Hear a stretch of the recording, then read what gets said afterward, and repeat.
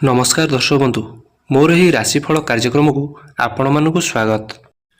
यही भिडटी कर्कट राशि व्यक्तिशेष मान अत्यंत खास होगापाई जाऊँगी कहीं आपण मैंने थंबनेल रे देखि ही सारे निजे कि आमे साप्ताहिक राशिफल विषय आम आलोचना करवा। फेब्रुआरी मासर 1 तारिख रु 7 तारिख पर्यंत निश्चित भाव में आम जानिबा आपण जीवन में कौन घटवाई जाऊँगी आपणकर प्रत्येक क्षेत्र में स्वास्थ्य कौन घटवाई जाऊँगी शिक्षार कौन परिवर्तन घटव आप प्रेम संपर्क केमी पॉजिटिव रहा नेगेटिव वैवाहिक जीवन दाम्पत्य जीवन केमी कटो आप भाग्य केमी आपको सपोर्ट दौर कर्म आपणकर जो मैंने कर्म पाई ना क्यारियर रे जॉब पाइना से विषय आलोचना करवा वाणिज्य केते अग्रगति करुच्ची कि अवनति घटुची से विषय आम टेक्निक भाव में आलोचना करवा। एवं प्रथमे आमे नवग्रह स्थिति विषय आम जाना कहीं जहाँ कि आम जीवन में घटू थाए प्रत्येक घटना नवग्रह जोगु ही घटू थाए। तेणु भिडियोटी को शेष पर्यंत देखंतु मु शेष को उपाय कहबी एवं भिडियोटी आगु को बढ़िया पूर्व जो मैंने मो चैनल को नुआ आसी सब्सक्राइब करना सब्सक्राइब करनी जहाँफल कि सर्वप्रथम भिडियो आपण पाखे पहुँची पार। कर्कट राशि प्रथम जाणीना नवग्रह स्थिति सप्ताह आरंभ आपणकर किपरि अछि। राशि स्वामी होउचंती आपणकर चंद्रमा सेति आपणकर मन सबुले चलचंचल ही रहे प्रत्येक क्षेत्र में जेहेतु चंद्रमा तेणुक माने पानी बहिबा भली आपणक मन ही होता है हठात भल तो हठात खराब यही स्थिति आपणकर होता है।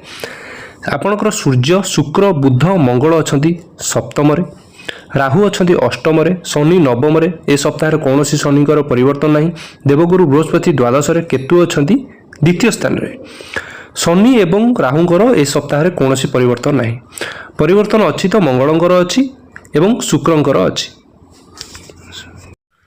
बुध एवं शुक्रंकर परिवर्तन अच्छी। एठी प्रथमे जानिनबा आपनकर स्वास्थ्य किपरि कटिबो। प्रथमतः मु कहबी जदि आपण सप्ताह आरंभ रु आपनकर पेट जनित समस्या किछि मात्रा देखा देवार अधिक संभावना रहुची कहीं अष्टम गृह भल माना जाई न थाए तेणु करी आपण जेते संभव बाहर खाद्य को टिके अवॉइड करंतु। सप्ताह शेष 4 5 6 7 4 दिन आपणकर सुधार समय सेठी किंतु आपणकर लोड पड़िबा कारण पेट समस्या तो देखा जीवनी किछि प्रकार सामान्यतम मुंड बिंधा भली समस्या उपजिबार परिलक्षित होउची। ओवरऑल देखिबा गले एई सब समस्या पेट बाहर खाद्य को टिके अवॉइड करंतु आपण पय बेटर हेबो एवं जेते संभव आपण टेंशन टारु मध्ये टिके दूर रहंतु आपण पय बेटर हेबो। परवर्ती आलोचना करिबा विद्यार्थी मानक पय किपरि रहिबो ए सप्ताहटी। एठी पंचम गृह देखा जाय थाए शिक्षार मान देखा जाय थाए एठी पंचमादि स्वामी आपणक राशि रे होचंदी मंगल सप्तम रे अछंदी एवं ए सप्ताह सप्तम ही रहिबे।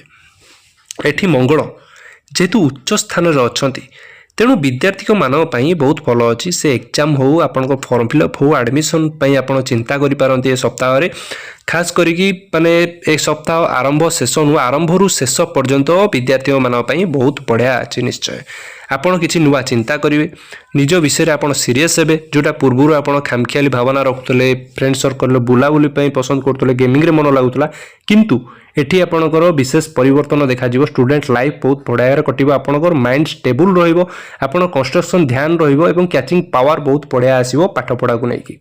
परवर्ती चर्चा करिबा लव रिलेशन रे आपणकर प्रेम संपर्क केते सपोर्ट रहउची सप्ताह रे। एठी मंगलंग संगरे शुक्र बसिचंती तो रोमांटिक ही रहिबे एवं आपणकर सामना वाला मध्य आपणकू देखि न रही पारिबे नाही एई भली संपर्क आपणकर मजबूत रहिबो ए सप्ताह रे देखा जाउची। जो माने एका अछंती किछि चाहूचंती लव रिलेशन पई किंबा आपणको संग दोस्तियारा चाहूचंती किछि ना किछि भलो रिलेशन मिलिबार बहुत अधिक संभावना देखा जाउची। एठी प्रेम संपर्क ए सप्ताह रे 98% 80 नुह 90 नुह 98% बहुत बढ़िया देखा जाउची। खाली टिके आपण राग को टी कंट्रोल करंतु एवं एमिति कथा कहि दियंतुनी कि जोटा कि सामना वाला को किछि खटका लागि पारे आपण सेति चिंता करंतु। बाकी ओवरऑल देखिबो गले लव रिलेशन ए सप्ताह रे बहुत बढ़िया आगरे अछि। परवर्ती चर्चा करिबा आपणकर दाम्पत्य जीवन मैरिड लाइफ ग्रह आपणकर सप्तम गृह विवेचना करा जाय थाए। एटी सप्तम गृह रे ଚତୁର୍ଗ୍ରହୀ ଯୋଗ ବନୁଛି ସପ୍ତାହ ଆରମ୍ଭରୁ। ତେଣୁକରି ଶୁକ୍ର ବୁଧ ସୂର୍ଯ୍ୟ ମଙ୍ଗଳ ଶନି ଆପଣଙ୍କର ନବମରେ ଅଛନ୍ତି। ତେଣୁ ଆପଣଙ୍କର ଫ୍ୟାମିଲି ପାଇଁ କ୍ୟାରିୟର ପାଇଁ ମଧ୍ୟ ଏଠି ପ୍ରଫିଟେବୁଲ୍ ରହିବେ। କାହିଁକିନା ଏଠି ଭାଗ୍ୟ ସ୍ଥାନରେ ବହୁତ ବଢ଼ିଆ ସ୍ଥାନ ଅଛି। ଏଠି ମ୍ୟାରେଡ୍ ଲାଇଫ୍ ଆପଣଙ୍କର ବନେଇବେ। ଆପଣଙ୍କର ଯଦି ପୂର୍ବରୁ କିଛି ବି ମାନେ ପାରିବାରିକ ସମସ୍ୟା ଥିଲା, ସ୍ୱାମୀ ସ୍ତ୍ରୀଙ୍କ ଭିତରେ ଅପଡ଼ ଥିଲା, କୌଣସି କାରଣରୁ ଯୁକ୍ତିତର୍କ ଚାଲିଥିଲା, କିନ୍ତୁ ଏ ସପ୍ତାହରେ ଏଥିରେ ପରିଲକ୍ଷିତ ହେବ ନାହିଁ।